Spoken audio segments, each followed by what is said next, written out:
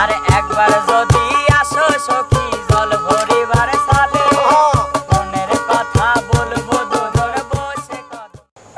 সুপ্রিয় দর্শক আসসালামু আলাইকুম, সবাই কেমন আছেন? আশা করি সবাই ভালো আছেন। আপনাদের দয়ায় আমরাও ভালো আছি। তো আমাদের ভালো থাকার একমাত্র কারণ আপনারা, কারণ আপনারা আমাদের ভালো রাখছেন বিধায় আমরা ভালো আছি। তো আজকে আবারও চলে আসলাম আমরা এই যে মাঠের মধ্যে আলের ওপর সবাই বসে আছি, নিরিবিলি একটা পরিবেশে বিকেল বেলা।